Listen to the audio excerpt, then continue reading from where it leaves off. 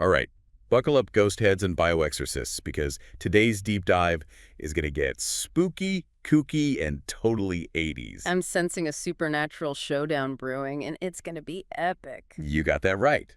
We're diving headfirst into a world of proton packs and shrimp hands, spectral shenanigans, and gothic weirdness. Ghostbusters versus Beetlejuice. That's right. We're talking two of the biggest, baddest, and funniest films to ever tackle the afterlife. And you, our amazing listeners, have sent us some seriously intriguing sources about these movies, some of which even hint at deeper connections, real-life inspirations, and maybe even a few conspiracies. Conspiracies. Oh, I'm listening. Lay it on me. Buckle up. We're going to unpack all of that and more. Ooh, this is going to be good. So, where do we even start with these movies? They both deal with ghosts, but they feel like totally different universes. Well, you've hit the nail on the head there. I mean, they both use humor to tackle the whole death in the afterlife thing. Right. But the humor is, totally different. Right, exactly. Ghostbusters is all about that sharp, witty banter. Imagine a stand-up routine happening during a ghost hunt. You've got it. It's all about those perfectly timed zingers delivered with deadpan perfection. No, I can totally hear Bill Murray as Venkman right now, cracking jokes while he's blasting Slimer with that proton pack. Exactly. But Beetlejuice, now his humor is a whole different beast. Oh, yeah. Beetlejuice is all about the visual gags, the absurdity, the sheer weirdness of it all. It's like Tim Burton took all those creepy, crawly things lurking in the back of your mind and threw them a wild, gothic party. I'm thinking of that scene in the afterlife waiting room with all those bizarre creatures just hanging out like it's a normal Tuesday afternoon. Yeah. Pure Burton. Couldn't have said it better myself. And that difference in humor extends to how they approach, the whole battling supernatural beings thing. So true. Like with Ghostbusters, it's all about the science, the tech, right? Right. They've got proton packs, ghost traps, containment units, the whole shebang. They're treating ghosts like a pest control problem, but a super cool sci-fi one. Okay, remember Egon explained the containment unit and how it could overload if they're not careful? Oh yeah, classic Egon. He could make nuclear physics sound like a bedtime story.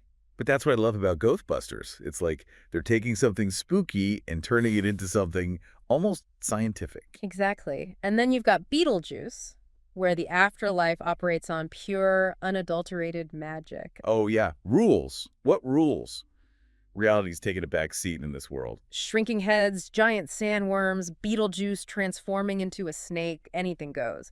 It's like the laws of physics decided to take a vacation and nobody told them when to come back. Beetlejuice is just pure chaotic energy, and it's hilarious. But what's really fascinating is that Ghostbusters might have actually started out as a much more serious film. Wait, hold up. The Ghostbusters, all serious. With no jokes. Well, maybe not no jokes, but definitely with a more grounded paranormal investigation vibe. Okay, now I'm really intrigued. Tell me more. One of the sources you sent mentions that Dan Aykroyd, who co-wrote the movie, comes from a family with a real interest in the supernatural. His great-grandfather actually conducted seances. No way. So, Ghostbusters could have been a gritty, true crime style investigation into real-life hauntings. It's wild to think about, isn't it? But somewhere along the way, the laughs took over, and we ended up with the iconic comedy we know and love. But I gotta say, I kind of want to see that darker version now. Me too. Now, on the flip side, we have Beetlejuice, which is pure Tim Burton, through and through. Oh, absolutely. His love of Gothic literature, German expressionism, and all things darkly whimsical are all over that movie. He's often cited Edward Gorey as an inspiration. The guy who created those macabre Victorian-style cartoons. Oh, yeah, I can totally see the connection. And get this, there's a theory out there that Burton's work on a darker Disney film, The Black Cauldron, which dealt with a horned king trying to raise an army of the dead, might have actually influenced his vision of the afterlife in Beetlejuice.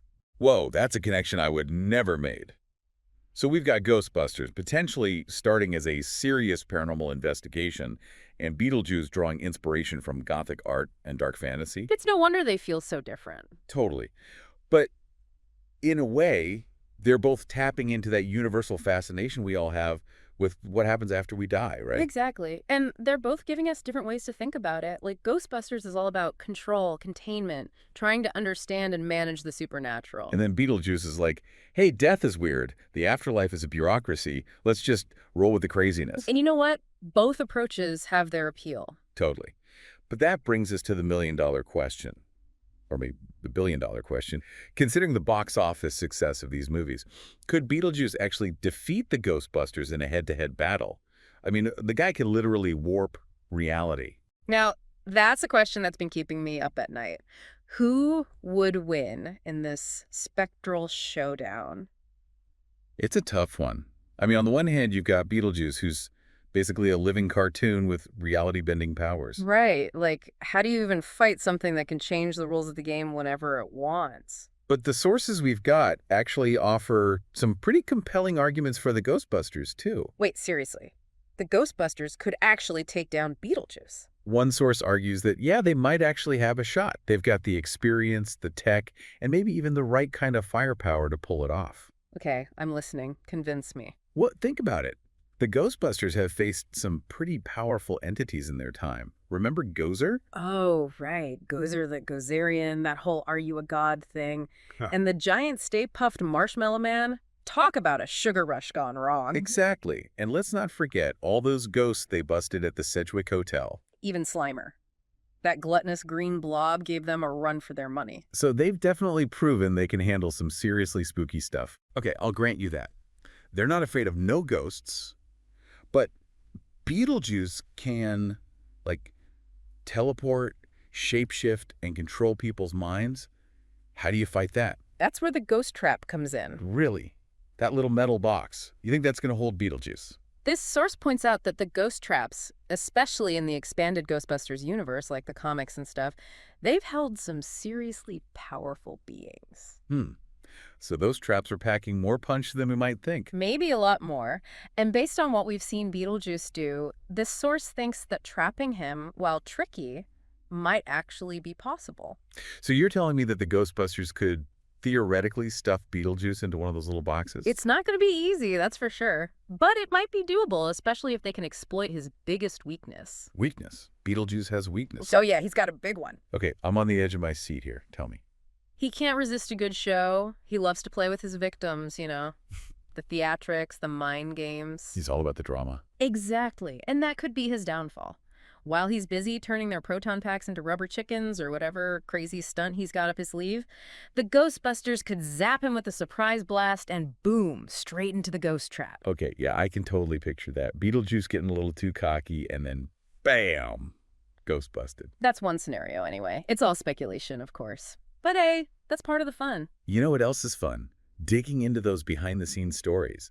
Like, did you know that Sammy Davis Jr. was actually considered for the role of Beetlejuice? No, that would have been wild. Can you imagine the Rat Pack in the afterlife? Oh, man, I can only dream.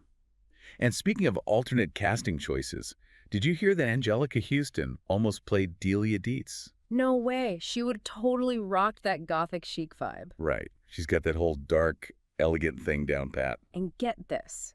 You know how iconic the title Beetlejuice is? They almost went with something completely different. Seriously, what were they thinking of calling it? Brace yourself. Scared Sheetless. Oh, come on. That's terrible. It sounds like a cheesy horror flick.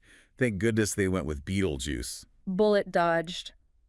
Talk about a name that just rolls off the tongue. It's catchy, it's memorable. It's Beetlejuice. And speaking of memorable, remember that story about the Ghostbusters production causing a massive traffic jam in New York City? They even held up Isaac Asimov. Can you imagine? I read about that. Asimov, stuck in traffic, probably thinking about psychohistory while the Ghostbusters are out there busting ghosts. It's like they created a real-life ghost town, only it was filled with cars. It's amazing how these films managed to blend the real and the surreal, both on screen and off. They weren't just movies, they were events. Speaking of blending the real and surreal, did you hear about how they created Slimer's iconic gooey look? Oh yeah, wasn't there something about peanut butter? Close. It was actually a spray-painted peanut. Can you believe that? A peanut? No way, seriously. Yep.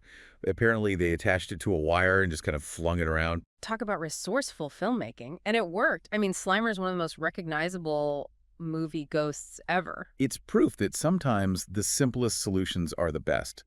But let's not forget about the music. These films have soundtracks that are just as iconic as the movies themselves. Oh, absolutely. I mean, who doesn't love the Ghostbusters theme song? It's pure 80s gold. It's like the ultimate ghost-busting anthem. And Beetlejuice. That score is pure spooky whimsy, perfectly capturing the film's bizarre Gothic atmosphere. It's like Danny Elfman climbed inside Tim Burton's brain and wrote down the soundtrack of his dreams. And speaking of iconic music moments, who could forget Harry Belafonte's Deo in that unforgettable possessed dinner party scene? Oh man, that scene is pure comedic genius. The music, the choreography, the facial expressions. Uh, It's the kind of scene that just makes you laugh out loud every single time. Pure, unadulterated fun. Yeah. But it's interesting how both films use music not just for laughs, but also to touch on those deeper themes of death and the afterlife. You're right. The music adds another layer, reminding us that even when we're dealing with ghosts and ghouls, there's still room for joy, excitement, and even a bit of reflection.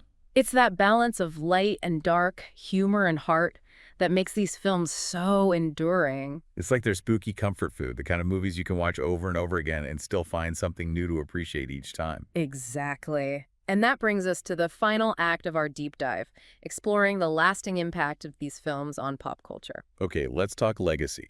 These movies didn't just stay on the screen, did they? Oh, absolutely not. I mean, Ghostbusters, toys, video games, comics, you name it. There's even a theme park ride. And don't forget the Beetlejuice musical on Broadway. Oh, yeah. And the cartoon series. Plus, Halloween just wouldn't be the same without at least a dozen Beetlejuices running around. And it's not just merchandise. These movies, they've kind of shaped how we tell stories about ghosts and the afterlife. It's like they gave us a whole new vocabulary for talking about the supernatural. And they showed us that you can blend humor and horror and still create something really meaningful. I mean, they're dealing with death, but they're also making us laugh.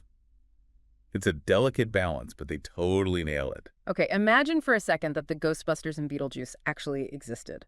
Like in real life, not just in the movies. So, like, if I had a ghost problem, I could actually call them up. Exactly. Let's say you're in a classic haunted house situation. Lights flickering, cold spots, weird noises in the attic. Ooh, spooky. Who are you calling? The Ghostbusters with their proton packs and their scientific approach? Or Beetlejuice, the bio-exorcist, who might solve your problem, but also might turn your house upside down. Now that's a tough choice. I mean, part of me wants to go with the Ghostbusters. They're professional, they've got the experience. Like, they're basically the paranormal plumbers. Exactly.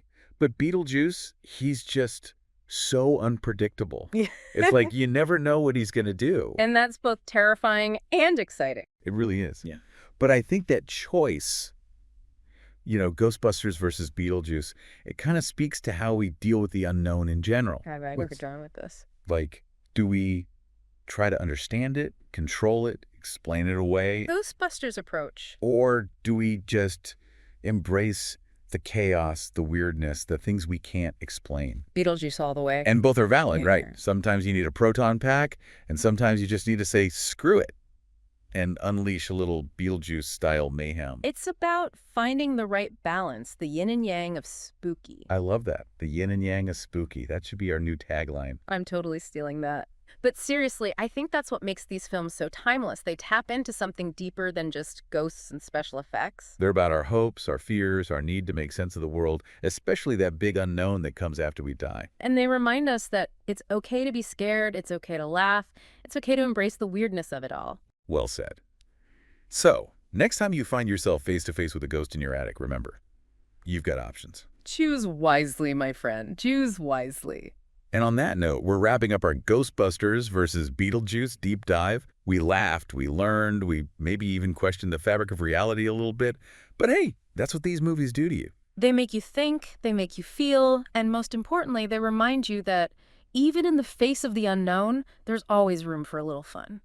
So keep your proton packs charged, your Harry Belafonte record spinning, and maybe, just maybe, leave a little room for Beetlejuice to shake things up.